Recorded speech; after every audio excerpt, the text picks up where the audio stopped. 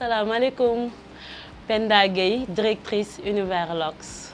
On est là dans l'émission Coaching Gagnant avec la télé RTV.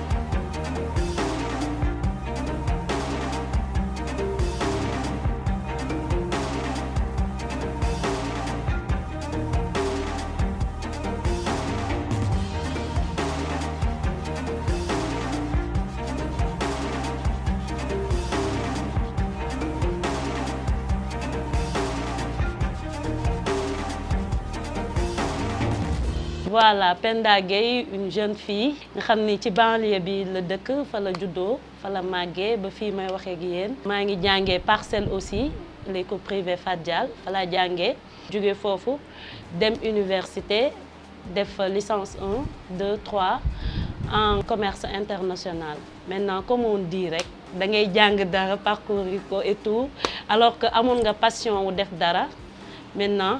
Boule bi tourné comme on dit maintenant je suis virée carrément ci coiffure ci lox depuis que bi ma nekkee xale je me rappelle maa ngi doon def CM2 mais ma meilleure amie moom dafa teel a bàyyi jàng moom dafa nekkoon ci salon donc les vacances comme maag moom ñooy nekk tout le temps dama doon dem salon am dès lors su ma ñëwee rek man su ma bëggee létt danaan ma faaw nga defaral kii jàppal fii wàcceel fii defaral lii noonu avec le temps amour bi dem ba nekk ci man même à la maison xale yi maa leen daan jàpp seen bopp yi di létt ak lu ne mu dugg ci mais bi ma demee ba nga xamante ni jàng naa ba am licence 3 et tout liggéey jafe loolu bien vrai que tout un début nekkoon naa ci benn entreprise comme gérante de boutique. Maintenant après loolu ci laa jóge foofu dem concentré wu carrément ci lox yi depuis 2015 maa ngi koy def comme ñun yàlla dafa def ni dañ bokk ci benn daara def nañ fa parcours. ci suñuy mbokku taalibe yoo xamante ne ñoom tamit dañuy def lox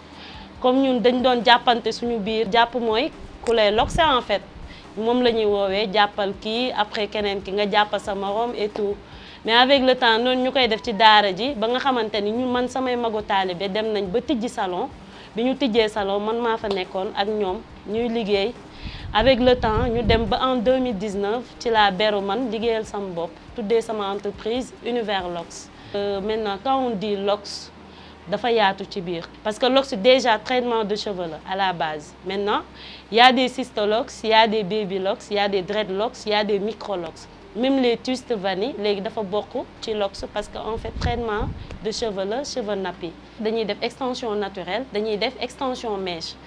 Parce que lox en fait comme c'est avec tes propres cheveux traitement de cheveux la amul benn lenn loo xamante ni mën na agresser sa cuir chevelure wala lenn loo xamante ni dina tax tey sa karaw dagg. ñëpp remarqué nañ ni la plupart des femmes ba ci des hommes sax ñëpp dañu ñëw ci monde lox. Maintenant ñu ngi koy gis c'est à la mode maintenant même les patrons d'entreprise les chefs d'entreprise la première dame rek c'est un exemple voilà.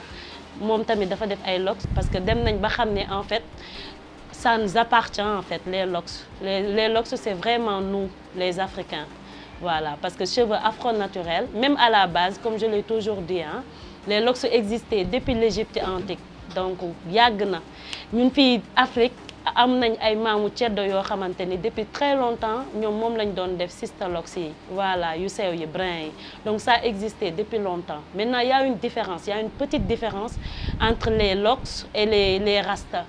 Voilà quand on parle de rasta on fait allusion à Bob Marley parce que Bob Marley bi mu ñëwee ci la ñu bari xam rasta et tout mais bokkul ba tey ak lox parce que lox en fait traitement de cheveux la.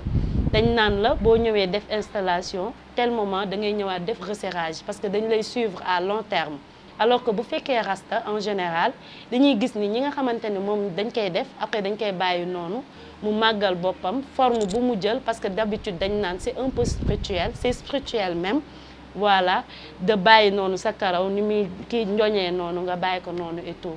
Entreprendre au Sénégal c'est très difficile maintenant li ñuy wax rek gëm sa bopp takk sa fit waaw xaw a góorgóorlu suñu borom fekk la ci. voilà defe naa depuis le début ci lancé boobu noonu la ñu nekk. donc li ñuy wax rek naan liggéey boo ci amulee passion mënoo ci réussir. Entreprendre dafa metti difficulté yi bokkoon na ci. dañ doon gàddu suñu saak boo ñu nee da nga bëgg lox sax boo ñu nee 3000 sax ñu déplacé wu. je me rappelle benn jour dama doxee Mermoz ba Foire aw ma oto ma obligé continuer di dox defe naa ba diggante Dior ak HLM Grand Médine fa laa mujjee am oto pour mën a ñibbi sama kër. après ma toog xalaat ma ni vraiment. lii nii may def est-ce que en réalité jar na ko coono bii ma ciy daj et tout li ma ciy gagné est-ce que en réalité jar na ko mais boo seetloo ba ci biir da ngay xam ni en fait tu peux pas en fait réussir dans la vie wala réussir dans ton travail sans la passion. voilà passion moo lay may jom mooy tax gëm sa bopp aussi moo lay may jom pour nga mën a avancer. soxla nañ ñu jàppale parce que ay xale lañ te bëgg nañ liggéey te ñi ngi jël ay suñuy moroom. ngir jàppale leen ci li nga xamante ni tey moom la ñuy liggéey donc soxla nañ vraiment ministère de l'artisanat ak képp koo xamante ni tey mën nga ci jàpp ci lii nga xamante ni maintenant c'est à la mode on le dit une bonne fois. voilà lox moom fi mu nekk nii ñëpp dañ ko jël tranche d'âge yëpp am nañ ci ay clients. xale à partir de 3 ans dañ leen di jël ba ci ay jeunes femmes ay jeunes hommes yooyu noonu yëpp am nañ fi ñu fiy ñëw ba ci artistes yi ak ñi nga xamante ne vraiment c'est des célébrités comme par exemple mën naa citer Pape Sidi Fall animateur 2S. mën naa citer aussi Ombre Zayen un grand artiste mon artiste à moi Ayo Allez Ayo voilà nga xamante ne mi ngi ci Youssou Ndour ak plein d'autres artistes yi nga xamante ne dañuy ñëw fii di defar seen bopp. suñu liggéey nag liñ ciy sante yàlla mooy que ni suñu slogan c'est votre satisfaction est notre objectif donc à chaque fois.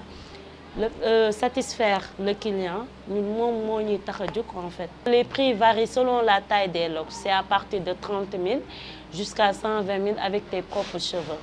voilà il y a des extensions aussi naturelles qu'on fait il y a des extensions aussi mèches et les twistes vanille ou la modification aussi des locks. resserrage des locks.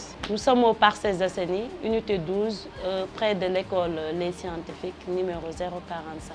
Pour nous contacter, vous pouvez y aller directement sur notre page Instagram, Instagram Univers Locks collé, Facebook, TikTok, on est sur Google aussi, et sur YouTube. Ku ñu bëgg contacter aussi mën nga ñu contacter sur WhatsApp au 78 485 99 35. ou 77 305 0008. damay commencer ci remercier ñëpp ñi nga xamante ni de près ou de loin vraiment contribuer nañ ci sama réussite wala ci réussite entreprise bi en commençant par mes employés Tako Coro Nene Doudou Papa Afia donc maa ngi leen di remercier bu baax. tous mes clients de près ou de loin maa ngi leen sant di leen gërëm ci jàppale bi. je remercie aussi mes parents mes proches képp koo xamante ni aussi jàpp nga ci liggéey bi.